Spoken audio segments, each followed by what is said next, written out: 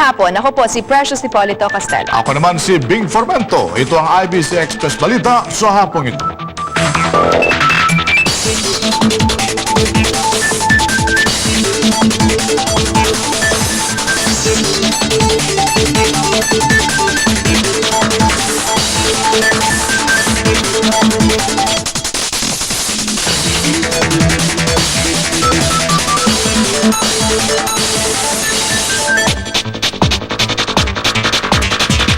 Sa ating top stories, pagbuo ng komisyon na tututok sa rehabilitasyon ng mga lugar na nasalanta ng bagyo.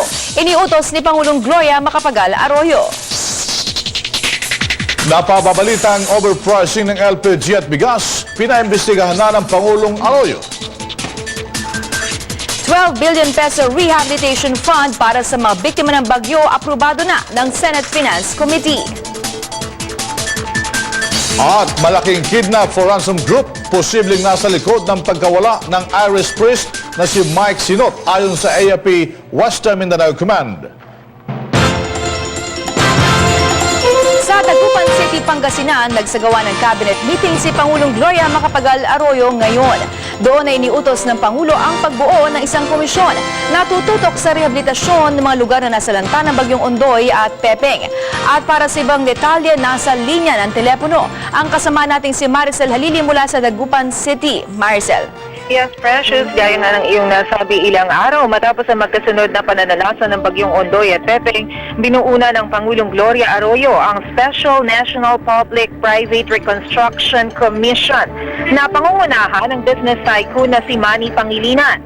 Sa executive order na inilabas ng Pangulo, inatasan nito ang komisyon na tutukan ng pag-aaral na naging sanhi, halaga at ang mga hakbang na dapat gawin upang muling makabangon ang bansa mula sa dagok ni Ondoy, Pepeng at Frank. Ayon sa Pangulo, makakasama dito ni Pangilinan si Finance Secretary Gary Teves, mga pinuno ng simbahan at international non-government organizations.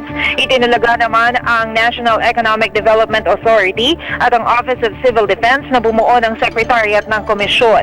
Kabilang sa magiging tungkulin ng Komisyon ang paglalatag ng planong pangrehabilitasyon para sa mga nasirang infrastruktura, pagkalap ng mga pondo para sa reconstruction, bantayan ang pagpapatupad ng mga programa, at ang kausapin ng United Nations at ang World Bank para makiisa sa international pledging session. Kaugnay nito, ipinag-utos din ng Pangulong Arroyo sa Armed Forces of the Philippines na i-centralize ang inventaryo ng resources para sa rescue operations, sa DSWD para sa relief, at sa Department of Health para sa medical na pangangailangan.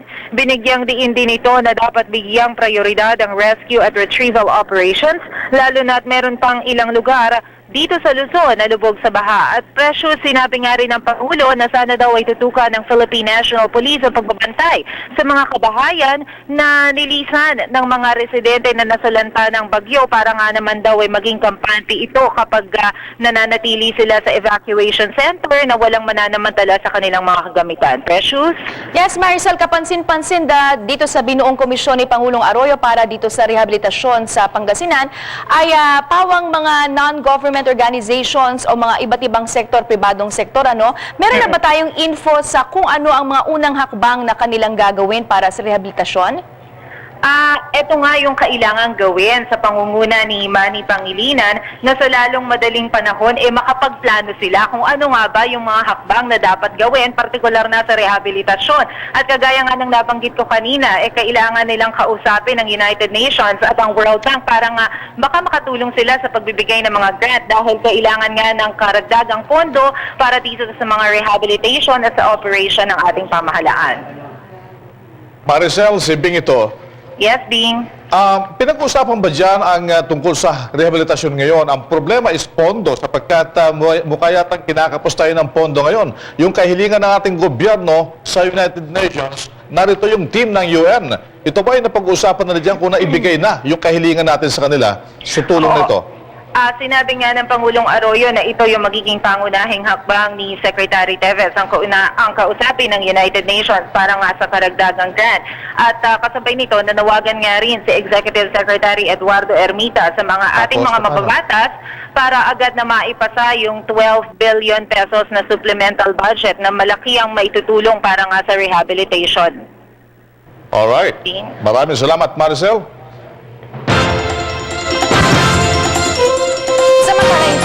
Pangulong Gloria Macapagal Arroyo ang Department of Trade and Industry at ang National Price Coordinating Council na imbestigahan ang umano'y overpricing ng LPG.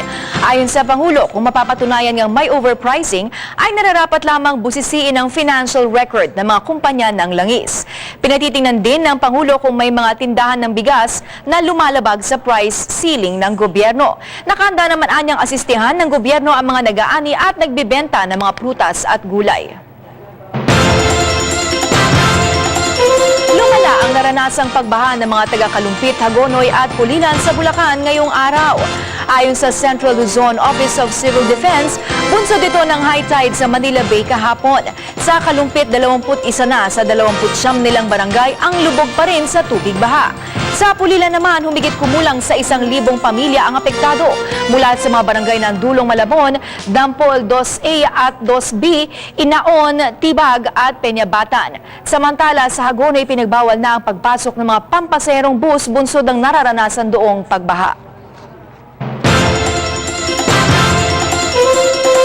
Nasa bansa ngayon ang isang kinatawan ng United Nations para tingnan ang mga lugar na nasalanta ng bagyong Noy at Pepeng. Muli nitong tiniyak ang kahandaan ng UN na tumulong sa mga biktima ng kalamidad. Ang Express Balita mula kay Marian Alivio. Nakahanda pa ring tumulong ang United Nations para makaahon ang mga lugar sa Pilipinas na sinalanta ng mga bagyong Ondoy at Pepeng. Ito ang tinuran ngayon ng Undersecretary for Humanitarian Affairs at Coordinator for Emergency Relief ng United Nations sa si John Holmes. Nasa bansa ngayon si Holmes para personal na masiyasat ang mga pagkasirang idinulot na naturang mga bagyo. Mahigit sa $14 na milyong na ang naibigay na tulong ng UN para sa relief, rescue at rehabilitation efforts sa bansa. Bahagi ito ng $74 na milyong na ipinangakong suporta ng UN sa Pilipinas. The main focus of the international humanitarian community in my mandate is on immediate relief operations. So that's where the bulk of money, for example, in the flash appeal was asked for in areas like food and health. Lubos naman ang pasasalamat ng pamahalaan sa pahayag ni Holmes. Ayon kay Glenn Rabonza ng NDCC Office of the Defense, ito'y lalot malaki-laki ang kailangang paglaanan para sa post-disaster operations. The NDCC had an exercise to come up with a roadmap for disaster risk reduction in this country. We call it the SNAP, Strategic National Action Plan for Disaster Risk Reduction. And this roadmap for the next 10 years will cover about 18 programs and activities. Kasabay nito, pinayuhan ni Holmes ang gobyerno ng Pilipinas na siguruhing hindi kakalat ang mga sakit sa mga evacuation center. Hinimok din niya ang mga kinauukulang ahensya ng pamahalaan na palakasin pa ang kanilang preemptive strategies para maiwasang magtamo muli ng malaking pinsala sakaling magkaroong muli ng kalamidad. Sana rin anya ay magsilbi ng leksyon sa lahat ang sinapit na trahedya para pangalagaan ang kalikasan. I and my colleagues have been impressed by the speed and effectiveness of the response because we compare it with what happens elsewhere and we can see that the degree of preparedness, the degree of organisation and coordination on the government side was good. That's not to say it's perfect, it's never perfect. The characteristic of disasters is they are disastrous and the situation is always chaotic, inevitably, because the disasters never strike quite in the way that you expect. So as I say, I think we will want to sit down with the government when the immediate crisis is over to look at whether we can do things better together, whether there's more expertise that we can provide in the future to help perfect the systems here. I know the government will be doing the same. No. Ako si Marian Alivio, Nagbabalita Express.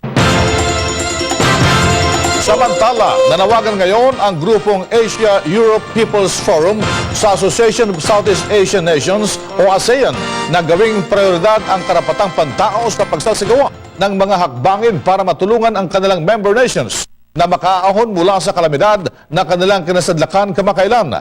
Ayon kay Tina Ebro, Coordinator for Asia ng grupo, kapansin-pansin kasing sa tuwing panahon ng kalamidad, bagamat nagbibigay nga ng tulong ang ASEAN para sa mga mahihirap na nasalanta, hindi naman ito sapat para masigurong magtutuloy-tuloy ang ikinabubuhay ng mga mamamayan. Giit ni Ebro, partikular na dapat tiyakin sa mga panahong ito na patuloy na mabubuhay ng marangal ang mga mahihirap kahit pa matapos na ang pagpapaabot ng tulong ng ASEAN sa mga ito. Sa atin namang ulat panahon, patuloy ang pagbabantay ngayon ng Pag-asa sa isang active low pressure area na namo 560 kilometro sa silangan ng Northern Mindanao. Ayon sa Pag-asa, malaki kasi ang posibilidad na tuluyan itong mamuong bagyo. Sakaling mamuong bagyo, tatawagin itong Bagyong Ramil. Sa ngayon, pinakaapektado ng madalas na maulang lagay ng panahon ang Visayas at Mindanao dulot ng namumuong sama ng panahon. Magbabalik ang Express Balita makalipas ang ilang paalam.